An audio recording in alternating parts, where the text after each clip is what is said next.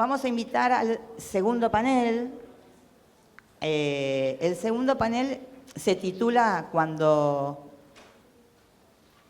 no hay un tratamiento que detenga la enfermedad o un tratamiento que pueda ser exitoso para enlentecer los síntomas, cuando ya no hay la opción de un tratamiento que no sea solo para paliar los síntomas.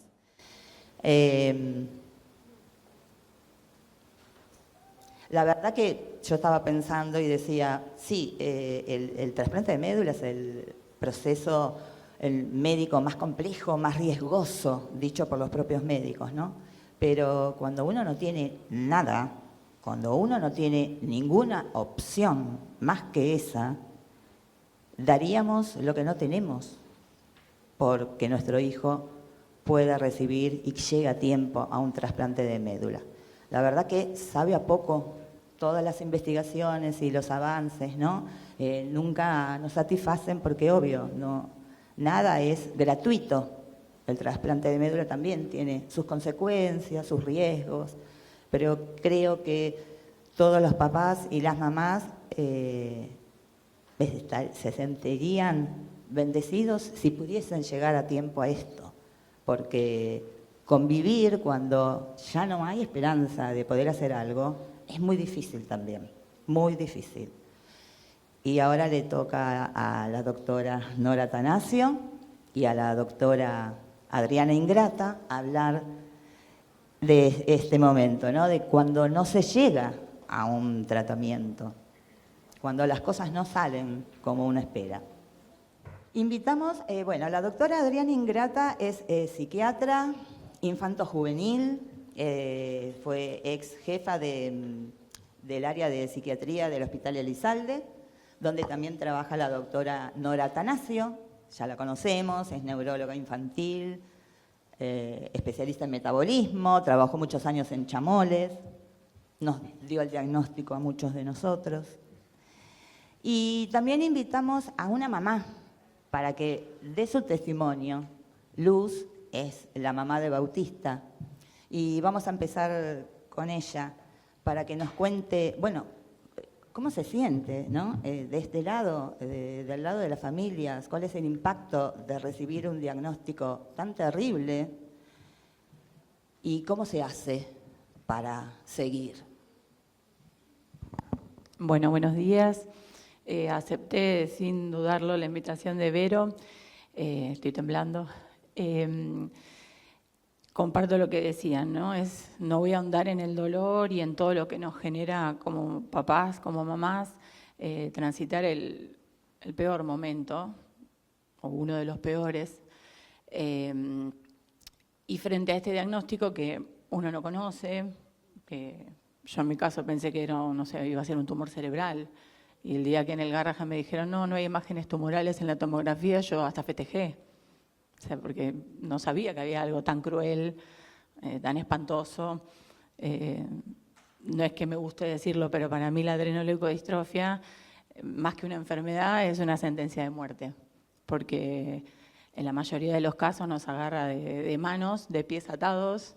No tenemos una posibilidad de decir, quizás esto resulte, pero aún así, y atravesando por la montaña rusa de bronca, de enojo, de impotencia, porque uno como mamá lo ve, recorre médicos, no nos llevan el apunte, el retroceso, las cosas que tenía adquiridas y que las perdió, que nadie escuche eso, o al menos tuve la mala suerte de que ningún profesional nos orientara.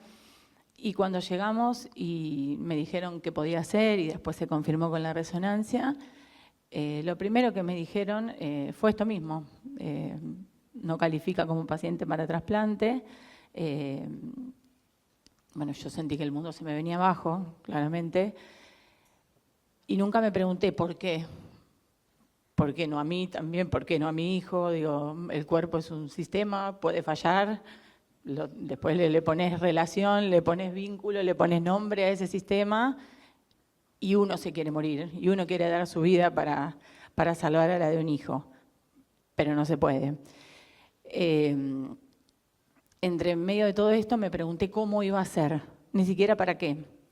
El para qué vino después. Al principio me hablaban de la misión, y yo decía, no, ¿qué misión? Uno trae un hijo a la vida para compartirla, verlo crecer, y no para estar contando cuántos días quedan, cómo vamos a hacer para que esté...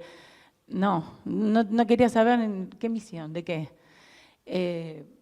Poco a poco y con el amor de todos, porque realmente en nuestro caso, y como en el de muchos, digo, el amor que nos rodea de amigos, de familias, y aún así, digo, yo tuve la bendición, aunque suene loco, de cruzarme con un montón de profesionales que ponen el corazón junto con el profesionalismo. Es muy difícil que un doctor te diga, como decían recién las doctoras, no hay nada para hacer. Pero sí le ofrecemos a tu hijo para que él pueda estar bien, para que tenga la mejor calidad de vida, el mayor confort dentro de lo que está viviendo. Y ahí empezó todo un proceso en donde decidimos habitar el amor. Si habitas el amor, no hay camino que falle. Si nos quedábamos en la angustia, en el enojo, yo digo, éramos como la manzana podrida que va pudriendo el cajón. Todo alrededor se pone igual. Y cuando lo miraban a Bauti me decían, no, él está así porque vos... No. Yo siempre digo, es al revés. Yo verlo a Bauti, verlo que fue con un bastón, que el bastón no alcanzó, que la silla de rueda, que nada iba alcanzando. Todos los días la enfermedad sacaba algo y aparecía algo nuevo para que pudiera seguir su vida bien. Y lo que me sostuvo siempre, yo dije, yo no puedo ser menos que él. La fortaleza, esto que decían de ser héroes, yo no sé si podría, en los zapatos de mi hijo, llevarlo como lo lleva. Tener la sonrisa, y no una sonrisa porque está en un estado de inconsciencia. Mi hijo me agradeció el primer bastón que le compré. Mamá, gracias, lo festejó como si le hubiera comprado, no sé, un Hot Wheels. Entonces digo, lo hablé muchas veces con Vero, esto de, siento que más allá, por eso digo, la experiencia es muy personal, pero digo, todas las piedras que la vida le fue poniendo, yo siento que él no las fue pateando, las recibió, las abrazó, sabía que iba a tocarle esto, porque de otra manera yo no lo puedo entender. Dejé de pensar que la vida nos había jugado una mala pasada y empecé a entender que su paso por esta vida iba a ser así, porque va a ser así. Es un ser muy, muy noble, transparente, como todo niño. No lo merece, obviamente. Pero bueno, así como yo hablé muchas veces con Vero, ¿no? Y uno va haciendo el duelo anticipado, que no significa que cuando los perdamos ya está hecho el duelo. Eso es la pérdida física. Pero nosotros como mamás nos enfrentamos al hijo que deja de ir a la escuela, al hijo que ya no puede hablar, al hijo que cuando nos sentábamos todos a cenar, de repente no está. Todas esas pérdidas, lo que no pudo ser implica un duelo, el duelo anticipado. Es una tarea más, no es que se hace antes, no, es una tarea adicional. Pero con amor, con verlo en la sonrisa y a raíz de estar involucrada con la Fundación y con ir compartiendo testimonios entre todos, en muchos casos veo la sonrisa de Bauti, la veo también en otros chicos. Y creo que la clave está en saber interpretarlo. Porque aún estando en lo peor que uno puede estar, mi hijo está postrado prácticamente. Esta enfermedad es tan rara que, él sigue consciente de todo. De todo. Y esto que decían Andrés, ¿cómo le explicamos un trasplante? ¿Cómo le explicamos que su enfermedad no tiene cura? Costó charlas, costó llantos, obviamente bajones, mucha tristeza, ganas de ni empezar el día, pero cuando yo volteaba y lo miraba y, no, yo puedo, mamá, yo puedo. Él dormía en una cama cucheta y hasta el último tiempo, yo puedo, no podía. Yo lo ayudaba, la casa es como no una clínica, porque tuvimos que reacomodar nuestra vida, reacomodar nuestra casa para que él esté bien. Y sí hay motivos para que sus días estén llenos de esas sonrisas, porque nos regalan sonrisas. Yo creo que ellos nos están diciendo, quédate tranquila, quédate tranquilo papá, quédate tranquilo mamá, que estoy bien, a pesar de todo. Y ese es el camino. Esto que también hablé muchas veces con Vero, el transformar. Yo en mi caso me sentía en deuda con todas las personas que nos habían extendido una mano, pero desde una oración, desde, no sé, en su momento una donación para poder pagarle a la maestra particular hasta que tuviera, particular, el acompañante, para que pueda seguir al colegio, para que sea un lugar seguro. Oraciones, nos llamó hasta el Papa, llegó en un llamado. Entonces digo, son cosas que digo, y yo no lo veo, esto es una bendición, acá estamos acompañados. Y una vez escuché en un Instagram, bueno, una tanatóloga que es una especialista en acompañamiento en duelo, hacía un vivo con un padre, que es el padre Matías, y me quedó algo muy grabado, porque a mí en un momento todo el mundo me decía, no, vos no pierdas la fe, la cura existe, vos no pierdas el milagro. Y yo nunca, primero que estaba enojada, no podía rezar, y internamente sé que no existe, soy muy consciente del daño que tiene y él dijo, nos enseñaron mal, porque nos enseñaron a dar órdenes, ¿no? ¿Qué tal se cure? Nosotros darle una orden al Dios que quiera, ¿no? Pero pedirle lo que es para nosotros. Bueno, esto probablemente no se cure, pero dame la fortaleza, dame la capacidad de acompañarlo, de que tenga la vida más digna que se merece, de aceptar, de abrazar, como hablábamos, a este nuevo hijo, que no es como lo esperábamos, porque la vida nos lo transformó, pero que nos enseña, que lo amamos sin duda más que antes. Y ahí aparecieron los paliativos, los médicos, yo digo los paliativos del amor, porque donde no hay nada para hacer, ellos vienen a casa, nos ofrecen una terapia, nos ofrecen algo, compartimos lágrimas, lo hacen reír. Las visitas son especiales, siempre. Tenemos 2 médicas que nos siguen en casa, la psicóloga paliativa que acompaña a todo el grupo, y esto que decían también las doctoras de pensar en acompañarlos a ellos, pero en uno también, y no por egoísmo. Es como en el avión cuando nos ponen la máscara que dice primero se pone uno para ayudar al resto. Lo entendí tarde, cuando ya mi cuerpo no daba más, pero es así porque si no estamos de pie, yo tengo otra hija, así que es esto, es involucrarse, es sentir la responsabilidad de bueno, pasó esto, yo voy a ayudar a que esto, como sea, se haga visible, se conozca, que puedan llegar a tiempo. El mío ya no. Yo di por casualidad también con una persona que es una asociación que se dedica a promover la donación voluntaria de sangre y médula ósea. Y yo decía, es acá también, porque Bauti no llegó a nada. Pero digo, si hubiera llegado, y no sé, ¿a dónde voy a buscar la médula? Entonces, también apoyo de donde, como puedo, en los tiempos que puedo. Se llama Luz de Vida, que tampoco es casualidad. La fundación, así que los acompaño. Ya hicimos la primera colecta en la escuela donde trabajo y que es la misma que va a Bauti. Él fue, lo vio, le dije, esto es por vos, y él con su sonrisa, ¿no? Y nada, como para cerrar, digo siempre, es habitar en el amor porque no falla, porque que la vida es injusta, sí, ya lo sabemos, que la vida duele, sí, ya lo sabemos, pero ¿qué queremos tener? ¿La razón o intentar vivir la vida lo más feliz que se pueda? Entonces yo voy a elegir siempre ese lado de la vida, aunque se me vaya la vida intentándolo. Pero si tengo que pensar en la misión, Bauti me vino a enseñar y a revolucionar y a mostrarme que hay formas superiores de amor.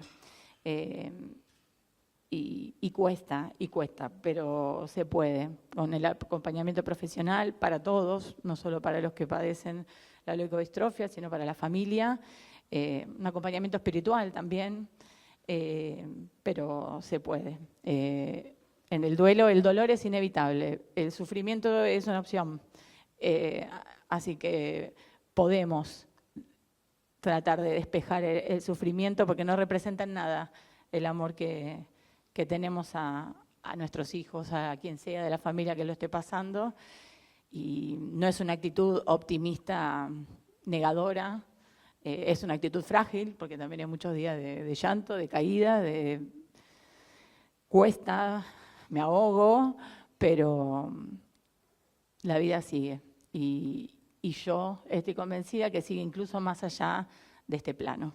Así que para todas las familias que llegamos tarde y a las que también tuvieron que pasar por el trasplante, nos abrazo fuerte y lo tengo. Y sé que, no sé por cuánto tiempo más, pero lo tengo. Entonces lo aprovecho ahora y digo, el día que no esté, esa será otra etapa. Que la pérdida física, yo digo, el dolor más oscuro y más pesado todavía no lo viví, pero en cierta forma hace casi 2 años que estamos en duelo. Que tu hijo deje de caminar, de hablar, de tragar. Mi hijo está prácticamente, ¿cómo se dice? Postrado, pero sigue consciente.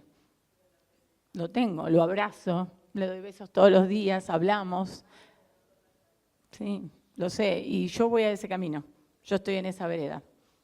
Por eso digo, no sé cuándo me pase, pero sin duda voy a elegir siempre ese camino y el sentir que el cuerpo es lo que usa el espíritu para estar acá. El alma es energía, es amor, y como yo hablé esto con Bauti, la energía se transforma. No lo tendré para darle un beso, pero lo tengo en todos los recuerdos, lo voy a tener vivo siempre porque sé que va a estar también. No sé, espero que haya servido mi testimonio, y ya digo, no es por ser optimista negadora, sino por creer que quedarse en el dolor, en el sufrimiento, no me parece, al menos en lo personal, el camino que voy a elegir. Tengo otra hija y quiero darle también, no sé, la vida más linda que pueda. Así que bueno, gracias, Vero.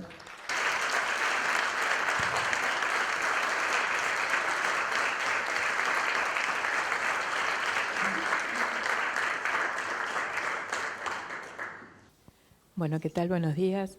Gracias Luz, la verdad que fuerte el testimonio.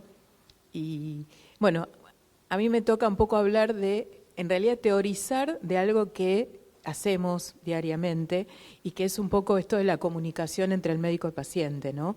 La verdad que nunca me había puesto a leer de esto y bueno, Verónica me llevó a leer porque no es algo que uno hace naturalmente, y hay un montón de publicaciones y que hablan de la comunicación entre el médico y paciente, ¿no? Y bueno, por ejemplo, para que haya una comunicación efectiva, se habla de que hay tres partes, está la comunicación verbal, que es la que en general los médicos le hacemos como más hincapié y es la menos importante en lo que es en el éxito, digamos, de la comunicación, y que es esto, ¿no?, de transmitir estos diagnósticos. En general los médicos que estamos acá solemos transmitir diagnósticos bastante difíciles y hoy lo dijo la doctora Ferreira, que no importa los años que uno lleve en esto, siempre es, no sé si es un sufrimiento o una situación dolorosa, ¿no? Yo coincido acá con Luz que el dolor es inevitable y el sufrimiento es una opción. No es fácil llegar a eso, pero bueno, es todo un camino, ¿no? Pero siempre que uno tiene que dar estos diagnósticos, la verdad es que para el médico es una situación dolorosa, más que nosotros trabajamos con niños, ¿no? Pero para adultos pasa lo mismo. Pero bueno, entonces en esa segunda etapa está lo no verbal y que tiene que ver con los gestos, ¿no es cierto?, con la mirada, con la sonrisa, e incluso a veces hasta con un contacto físico, ¿no? Es decir, qué importante es que cuando uno está dando este diagnóstico pueda ver qué le está pasando a la otra persona, ¿no?, qué le está pasando a los padres, qué le está pasando a veces también a los chicos, ¿no? Yo tengo acá algunos pacientes grandes que entienden perfectamente que uno tiene que hablar con ellos. Y entonces, bueno, por ahí decir, agarrar una mano, poner una mano en el hombro, ¿no? Contener, nos ha pasado muchas veces. Y después está lo que se llama paraverbal, que tiene que ver con el tono, el volumen, ¿no? Con la forma, la dicción incluso de cómo uno da un diagnóstico, porque nos pasa a nosotros también como pacientes, ¿no? Y más, sobre todo, la medicina de adultos es la que yo veo que está como más deshumanizada, ¿no? Y que uno va y nos dicen las cosas así, nos tiran por ahí los diagnósticos, y ahí está. Después que uno puede dar, que da este diagnóstico, es ver cuál es la reacción, ¿no? de la familia, del paciente. Primero uno se pone en la postura de cuánto se sabe, porque nos pasa esto y nos pasa diariamente, que, bueno, en el caso de enfermedades como la adrenoleucodistrofia, muchos familiares ya tienen información, pero a veces son otras enfermedades que van y googlean, ¿no es cierto? Entonces vienen con una cierta información. Y bueno, entonces uno espera a ver qué es lo que saben, qué es lo que googlearon y qué es lo que quieren saber también, ¿no? Porque también a veces pasa que uno se enfrenta, da un diagnóstico y no hay preguntas, o hay muy pocas preguntas, ¿no? Pero yo creo que eso tiene mucho que ver con el miedo, ¿no es cierto? No con el desconocimiento, sino más que nada con el miedo a qué me van a decir. O sea, pasa mucho esto de que hay pocas preguntas o al revés, ¿no es cierto? Hay padres que ya vinieron y se leyeron todo. Y la reacción, ¿no? Bueno, yo siempre me acuerdo de cuando les di el diagnóstico a Verónica y a Eduardo, no me acuerdo si fue a la vez siguiente que nos volvimos a ver, Eduardo me dijo, yo te odié. Eso. Claro, tal cual. Entonces eso me quedó, esto fue hace muchos años, y me quedó grabado porque él me dijo así, yo te odié cuando vos me dijiste el diagnóstico. Y también me quedó grabado que él hizo un dibujito, ¿sí? Y era un barco. Y me dijo, esto es un barco que ya zarpó, ¿sí? O me subo o me quedo abajo del barco, ¿sí? Acá nosotros subimos al barco. O sea, hay distintas formas de reaccionar y bueno, y esto nosotros no lo sabemos como médicos, la verdad que es el día a día, ¿no es cierto? Nos encontramos, es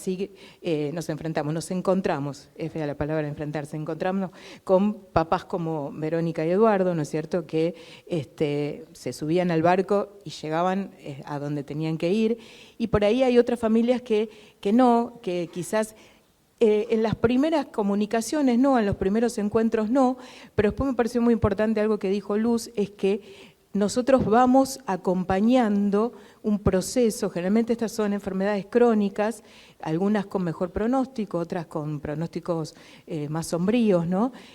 Pero y nosotros vamos acompañando ese proceso como médicos, ¿no? Este proceso para mí, por ejemplo, es muy importante poder ver esta reacción en la primera consulta y qué quieren y qué no quieren saber, ¿no?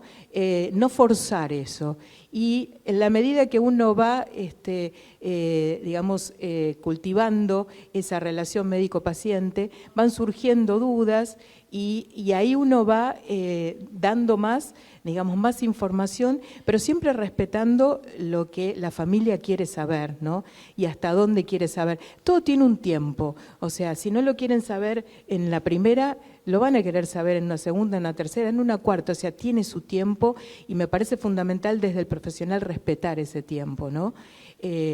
Salvo en algunas situaciones donde sea por ahí urgente, ¿no? Como también nos ha pasado de, bueno, ya hay que tomar una decisión, pero si no respetar ese tiempo, porque muy pocos a veces estamos preparados para escuchar determinadas cosas, ¿no? Sobre todo cuando se trata de nuestros hijos. Entonces, por eso hay bastante teorización de cómo dar, cómo comunicar, ¿sí? Y la otra realidad es que, todo esto ayuda a que haya una comunicación efectiva y esta comunicación nos ayuda a que se mejore la relación médico-paciente, incluso la adherencia, ¿no?, al tratamiento es mucho más efectiva cuando hay una buena relación entre el médico y el paciente. Pero bueno, también hay una realidad y que todos la conocemos, sobre todo en nuestro país, y que los médicos estamos saturados, que los turnos son cada 15 minutos en las obras sociales, que los hospitales están saturados. Entonces, en ese contexto, no es fácil, ¿no?, toda esta teorización de la relación médico-paciente, o sea, mantener lo que uno quisiera, que es una situación más, digamos, ideal, ¿no?, pero que uno la puede llevar a la práctica en el sistema de salud que tenemos actualmente. No es fácil. No es fácil para nosotros y no es fácil para ustedes como pacientes, ¿no? Esto de conseguir los turnos, de perder un turno y que por ahí tenían puesta toda la expectativa en ese día para resolver algo y que por lo que sea se suspende. O sea, estamos inmersos en un sistema medio perverso en ese aspecto. Bueno, pero a pesar de eso, yo creo que uno puede como generar nichos, ¿no?, de buena práctica. Y bueno, esto que decía Luz, ¿no?, cómo, digamos, sobrellevar y cómo sublimar esta situación, ¿no? Yo digo, hay padres que, a pesar de lo terrible de los diagnósticos, con el tiempo, no de entrada, como ella lo aclaró muy bien, siempre hay al comienzo mucha bronca, ¿por qué a mí? ¿Para qué? ¿Por qué sobre todo? ¿No? Pero después con el tiempo hay como un proceso de madurez de todo el diagnóstico y lo que decía Luz, ¿no? Esto de por lo menos entender cada uno desde su posición, desde su religión, desde donde sea, para qué está en esa situación. Y bueno, y ahí entonces ese es un momento en donde el médico tiene que ir acompañando y acompañar las distintas decisiones también. O sea, nos ha pasado como médicos de hacer diagnósticos de enfermedades metabólicas terribles en bebés de meses y que los padres digan, yo no quiero seguir, ¿sí?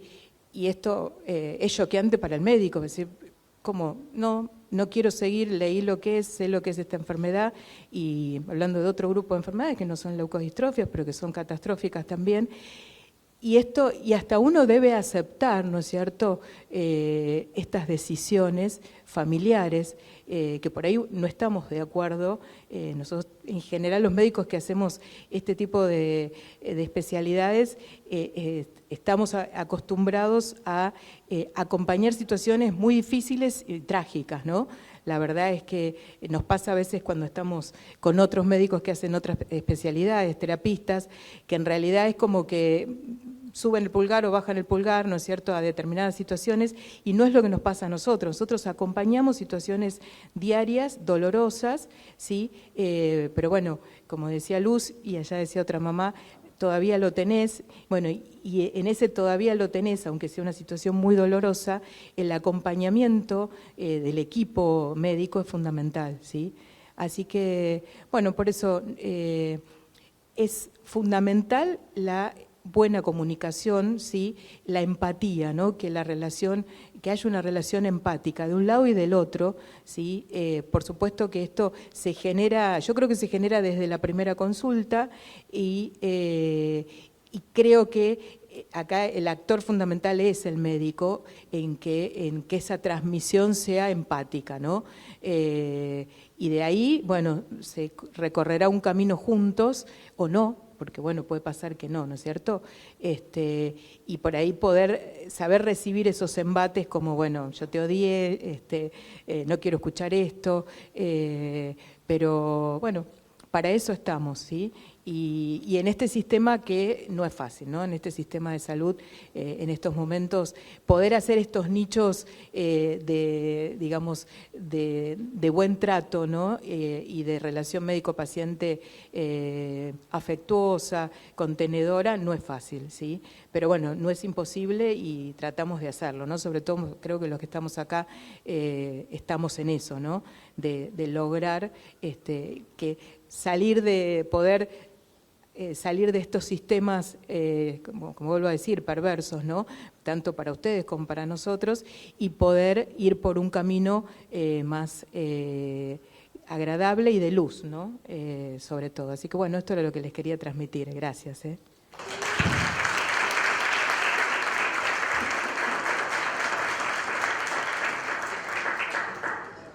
Bueno, buenos días a todos. Me paro porque soy bajita y así los veo un poquito más a todos.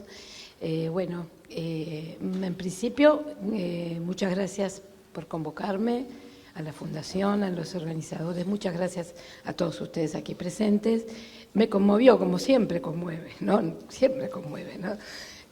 Así que, bueno, espero darles algún pequeño aporte en consonancia y también llegar antes a ustedes para que el sufrimiento que toque, los que nos toque y los que les tocó a muchos de ustedes puedan manejarlo de la forma más sana posible y si no es por ustedes, por los hijos, por el hijo o por la hija, ¿de acuerdo? Porque un poco, yo traje un poquito de teoría al objetivo que me convocaron y vamos a ver por qué es tan importante también atender a nosotros, nosotros los padres. ¿Por qué? Vamos a ver por qué. Y uno dice, pero hay que atender, sí, pero desde el punto de vista emocional, hoy vamos a ver esto, ¿no? Que la enfermedad nos puede generar un trauma emocional o psíquico. ¿Y por qué la diferencia a veces con los chicos no? Así que vamos a tratar de contar un poquito y me voy parando en lo que a ustedes les parezca que puede ser importante. Un primer concepto es que el trauma emocional, que vamos a hablar bastante, el trauma emocional no siempre aparece y en los determinados momentos va a ir teniendo distintas facetas, ¿no? Obviamente, cuando uno recibe una noticia tan difícil, hay un estrés muy agudo, hay un impacto, pero que el tema es qué pasa en el tiempo, en los meses, que es clave en lo que es memoria, ¿no? Entonces, vamos a ir viendo que por ahí puede aparecer muchas cosas, puede haber disociación, odio, depresión, emociones intensas.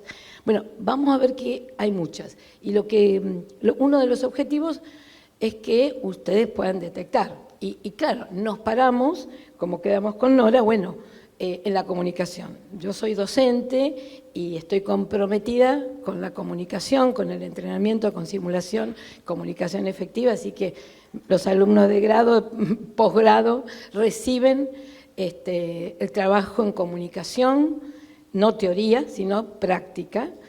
Creemos en que hay que hacer una medicina humana, segura, y dentro de la seguridad están ustedes, y ustedes son la voz del paciente, los padres y los propios pacientes.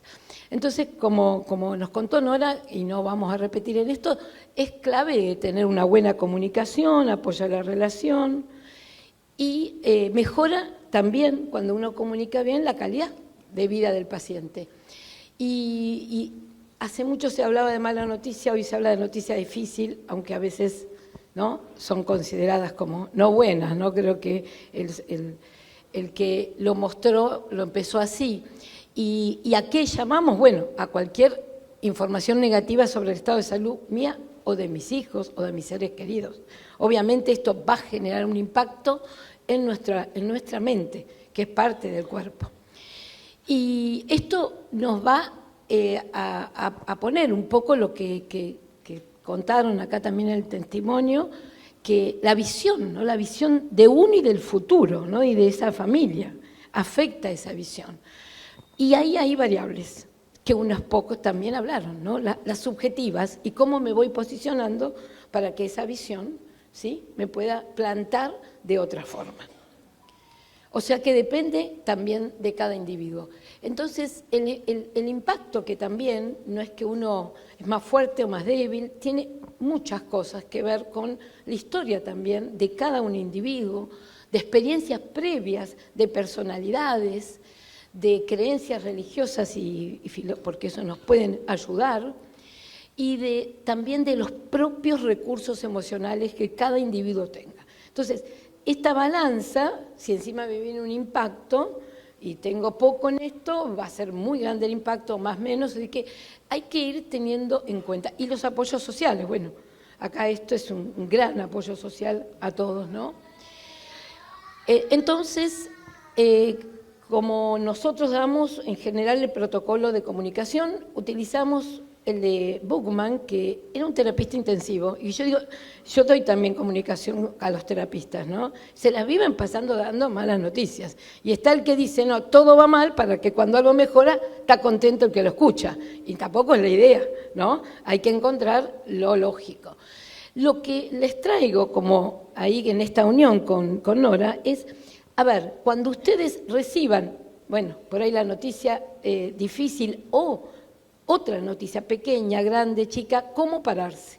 Porque como hablamos, también son protagonistas los pacientes de su propia salud, de su propia comunicación. Entonces, como nos contó Nora que hay distintos pasos, nosotros enseñamos ese protocolo de 6 o empática, no importa, hay varios. Lo que les recomiendo es, primero, nunca entren solos. Vamos con alguien, vamos con marido, alguien. ¿Por qué? Porque va a ser un impacto, o tengo que preguntar, o yo de golpe como persona me inunda mi cerebro la información que me está... Y me bloqueo. Si me bloqueo, no escuché hasta ahí, después entonces voy con otro. Entonces, esto también le decimos a los profesionales, van a comunicar noticias difíciles, citen a más de uno, cuál es el referente, cuál es el apoyo, pero también desde ustedes, ¿sí? No vayan al médico solos, pueden, son fuertes, pero no. Vamos con alguien me acompañe. Otra cosa es consultar lo que nos preocupa, tenerlo anotado, ¿sí? Porque en ese momento uno lo tiene todo afuera, llega y no le pregunta al médico.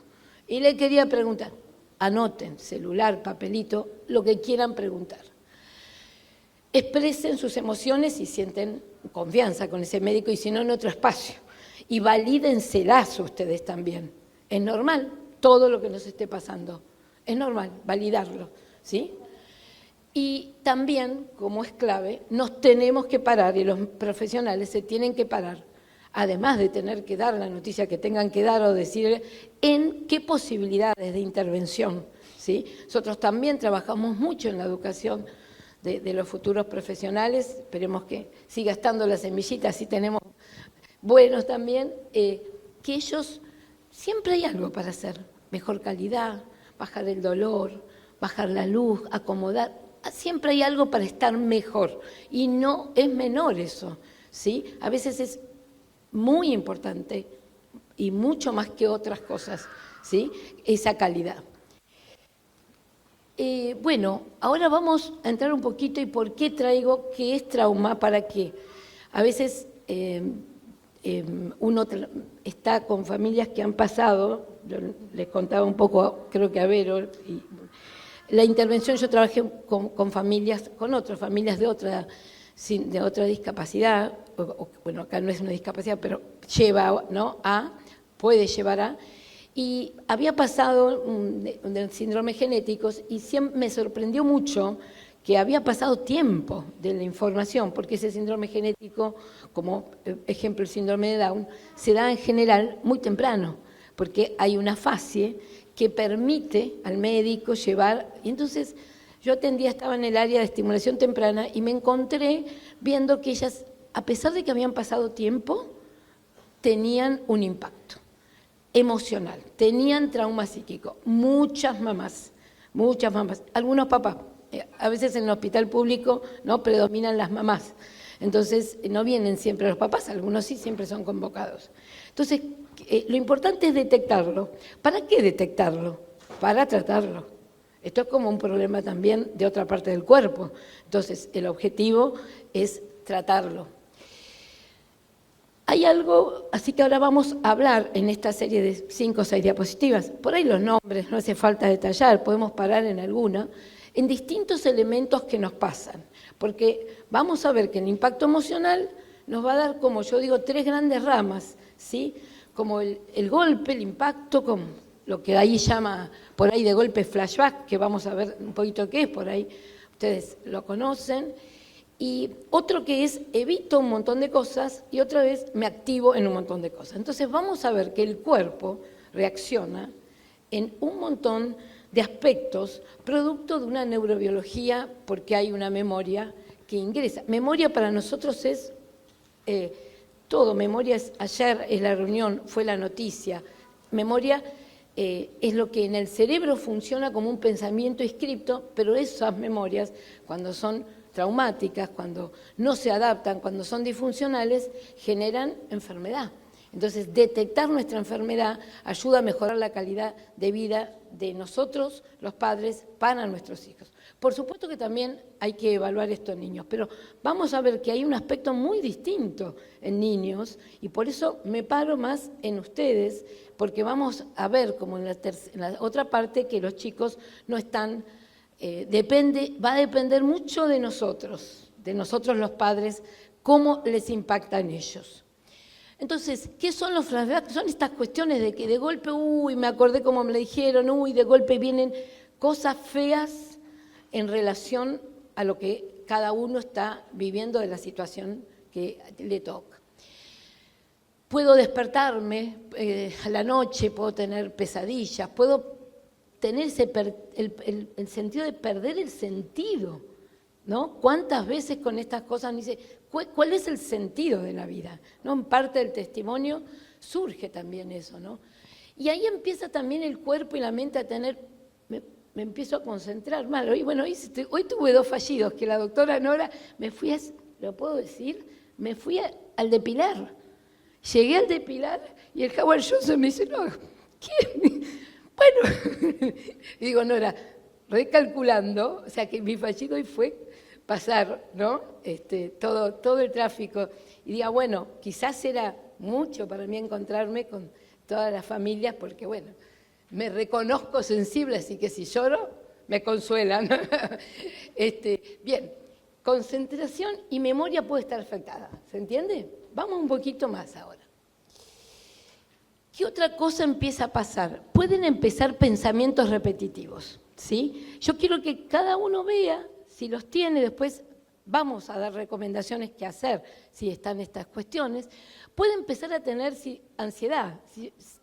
Y si uno es ansioso va a tener más ansiedad. Y si uno es intolerante va a ir más a la intolerancia, al enojo, a la ira. Todos estos sentimientos van a ir pasando.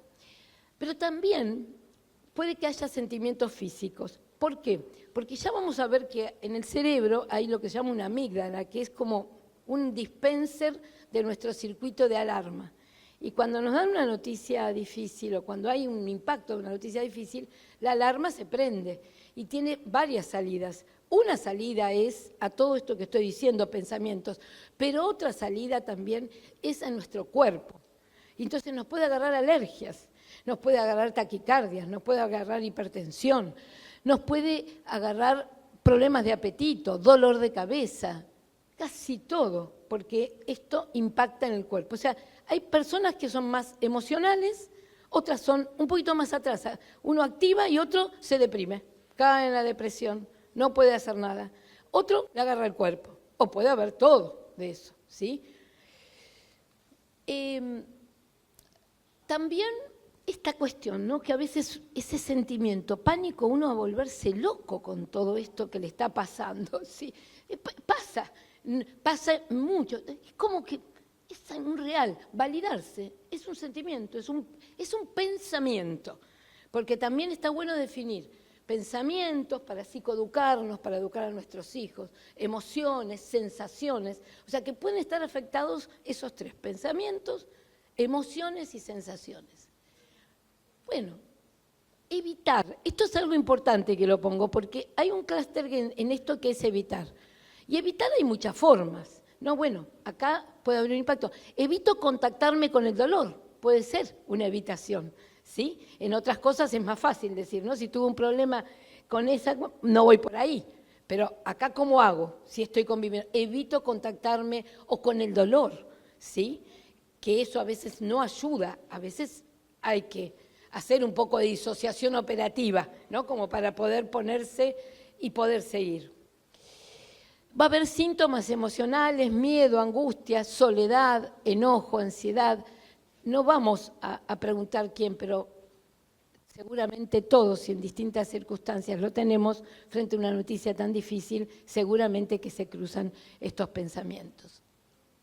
Los físicos, no descuidar los mareos, el dolor de cabeza, el agotamiento. síntomas estomacales, conductuales. Ahí también a veces puede aparecer llanto incontrolable, miedos racionales o irracionales, o ya ir en medio de la depresión, no querer bañarse, aumento de consumo. Hay que tener mucho cuidado también en caer en consumos compensatorios para aliviar el dolor físico emocional. Y también, obviamente, como todo duelo, porque una noticia difícil es como un duelo, pierdo algo, siempre hay una pérdida en una noticia difícil, temporal, general. Entonces, empieza también con esto de lo espiritual, esto será un castigo divino, me enojo, esas etapas del duelo que primero no creo, niego, después me enojo, después me pongo triste y después acepto. No hay un círculo de esas 4, pero pueden pasar por esas 4 etapas también nuestra mente. También aparecen mucho estos pensamientos que también hay que detectarlos. Yo después les dejo el power por si les sirve como aporte, ¿no? Creencias negativas, o sea, pensamientos, no valgo nada, hice algo malo, no soy querible, soy una mala, ¿por qué toca esto? ¿No? Entonces, todos esos pensamientos puede que pasen o puede que no, ¿sí? No soy suficiente buena, le doy pena a todo el mundo. Estas creencias negativas, después vamos a ver algunas que quiero que detecten en sus hijos, ¿sí? Porque son las que tenemos que, así como todas estas son alarmas para el que la está pasando y evaluar con un profesional, también hay otras alarmas para estar atentos los chicos. Pero acá ya les voy contando una cosa primero. Y acá me paran los chicos. Yo vengo de un hospital como Nora, pediátrico, que tiene muchos lugares de noticias difíciles. Yo en el ambiente de psiquiatría hay muchos diagnósticos también con situaciones muy difíciles.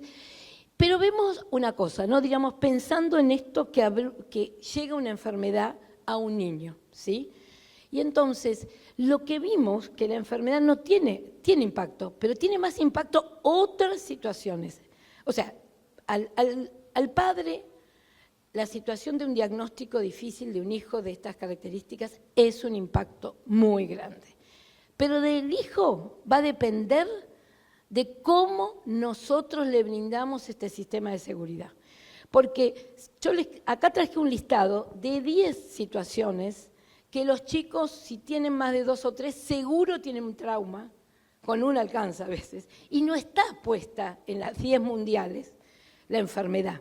¿Se entiende esta diferencia? Porque si el niño tiene abuso psicológico, maltrato, abuso sexual, no ser especial o importante para su familia. Miren que esto siempre hay que estar brindándolo en los hijos, ¿no?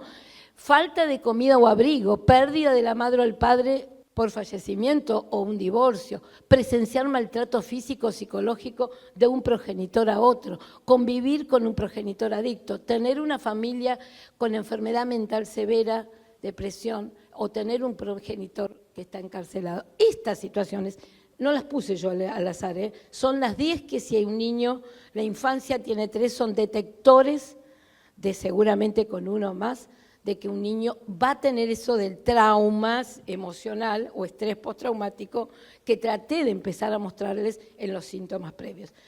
Y la experiencia es que hay algo que es esto. Shapiro, una creadora de un modelo de trauma de MDR, dijo, la clave para los hijos es la sensación de seguridad que brindan los padres. Entonces, La vida es bella, seguramente la vieron. Tiene más de una escena que nos muestran, ¿no? Ahí cuando le habla y fantasea y lo esconde y lo guarda.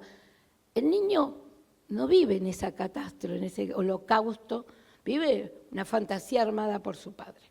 La sensación de seguridad, acá está puesto extremo, pero es desde que una aguja, la sensación de seguridad de que, vieron desde chiquito que hay que enseñarle a dormir solos, toda esa sensación de seguridad en los niños hace que, si está dado y no siempre una enfermedad va a generar.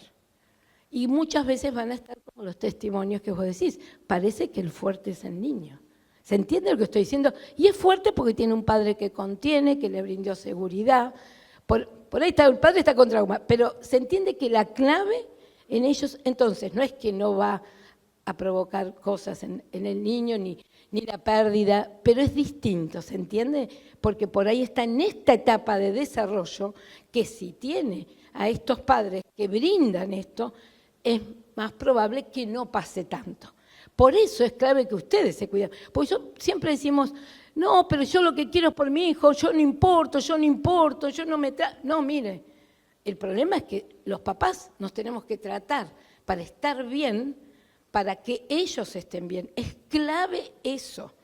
Entonces, esta diferencia la quería como traer, y entonces quedamos en esto, brindar seguridad, seguir brindando seguridad, da felicidad, pase lo que pase. Da una sensación de estar. Es lo que me tocó, a veces no me tocan cosas lindas, pero estamos ahí y damos seguridad. Normalizar emociones también es clave. En toda situación aguda, para que no vaya al trauma, es normalizar emociones, expresar las emociones, hablar de lo que nos pasa. Y entonces ese estrés agudo, que todos lo vamos a tener, por ahí no se cronifica y no hace trauma, no hace estrés postraumático. Pero si eso está ahí, se guarda, no se habla, empiezan los síntomas, a los 3-6 meses estamos con un estrés postraumático. O sea, ¿qué les recomendamos también? Que entiendan que si les brindan seguridad, ellos van a estar bien más allá de lo que esté pasando. O sea, que es muy importante eso. Estemos atentos también a detectar, bueno, tampoco la pavada, pero doctora, dígame qué hago, qué miro, qué alarma. Miro en mis hijos en el aspecto emocional, ¿de acuerdo? Entonces, sí, tengamos en cuenta en el aspecto emocional creencias, ¿no? A ver si detectamos que nuestros hijos empiezan con pensamientos que para nosotros son clave como detección. Serían como creencias negativas. Vamos, y ahí les puse esa lista. Si un niño, tenga o no, dice, soy un fracaso, soy decepcionante, soy despreciable, no soy querible, hay algo malo en mí, no merezco cosas buenas, soy una mala persona, bueno, etcétera. Estas creencias sí tenemos que tener cuidado. Si surgen, bueno, a ver, ¿qué está pasando? ¿Sí? O sea, esas son creencias donde el niño o el joven o el adulto joven se puede estar sintiendo mal y entonces sí le está impactando porque él se está sintiendo con problemas. Muchas veces el padre o los padres están traumatizados y ellos se sienten mal porque los ven mal y entonces dicen, algo malo, ¿vieron como cuando se divorcia una familia? ¿Lo que piensa primero el niño? Es mi culpa. El 80% de los chicos de determinada edad, cuando un padre se divorcia de otro, piensa o se separan, ¿sí? Es que es la culpa. Entonces, a esos sentimientos hay que tener atención en los chicos.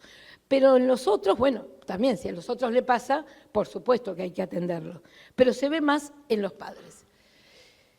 Entonces, ¿qué es el trauma? Para que era un poco, es un recuerdo de un evento que queda almacenado disfuncionalmente en la memoria.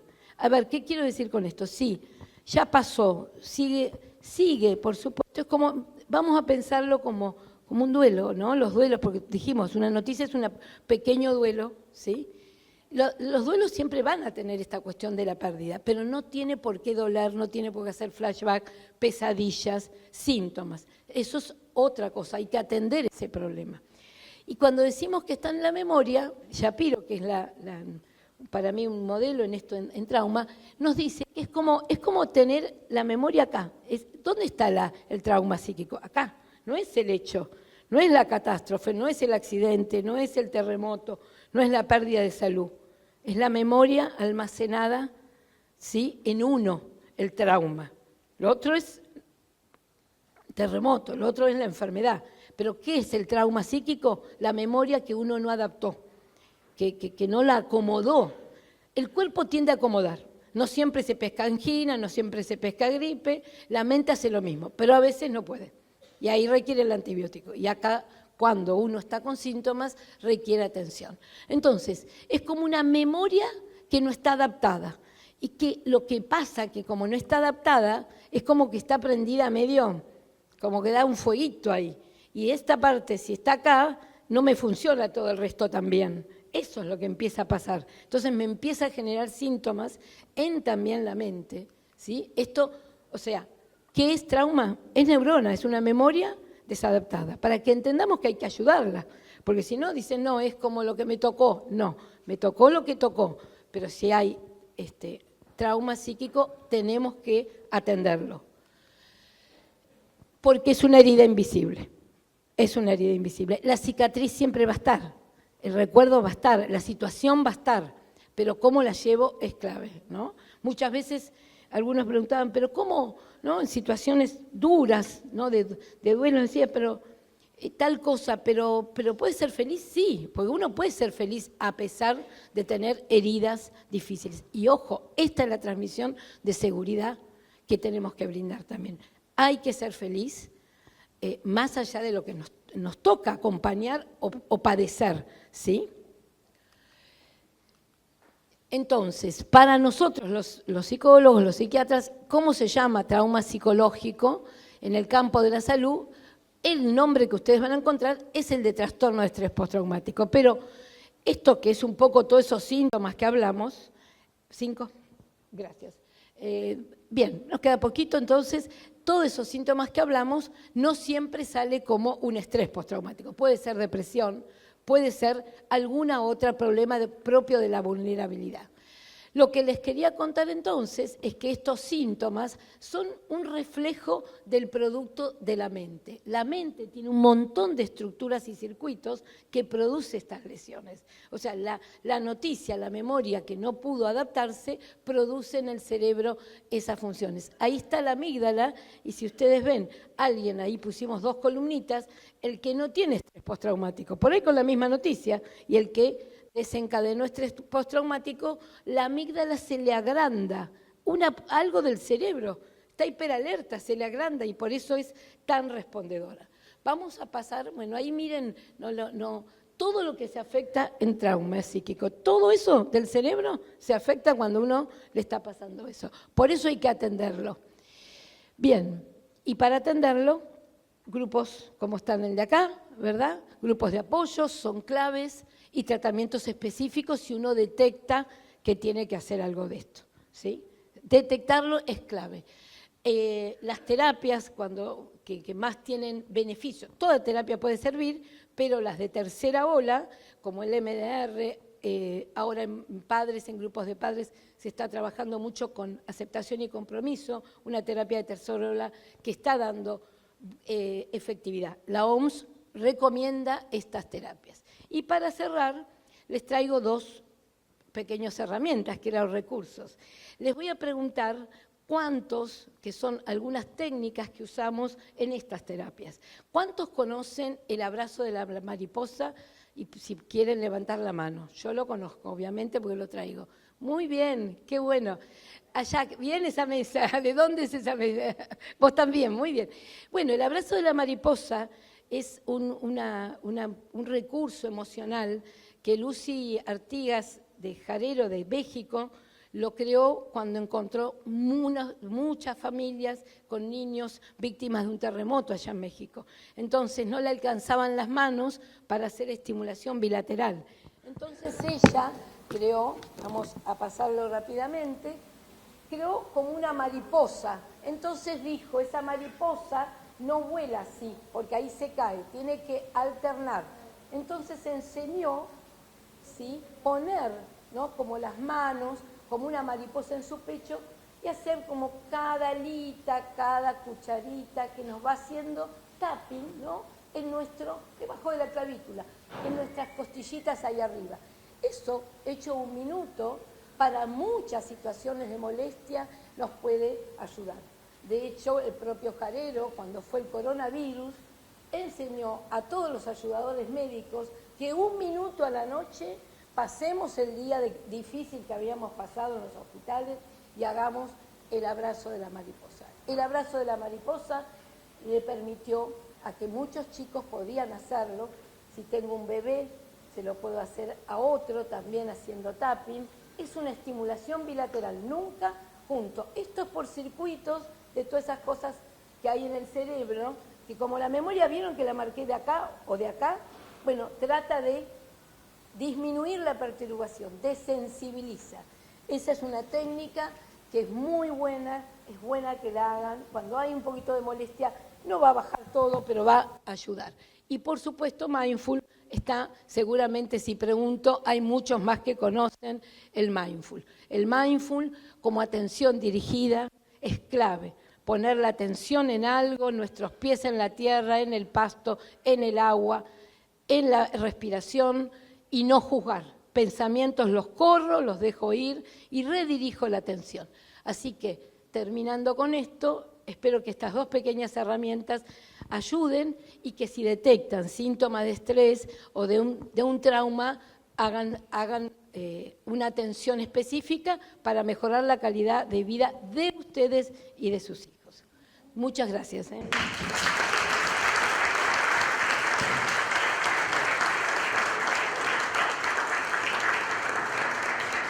Bueno, muchas gracias.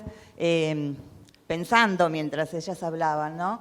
Yo digo, aún en los momentos más difíciles que nos tocan vivir, debemos ser capaces de visualizar la belleza inesperada que ocurre siempre, aún en las peores circunstancias. No podemos, debemos, porque eso es signo de salud mental.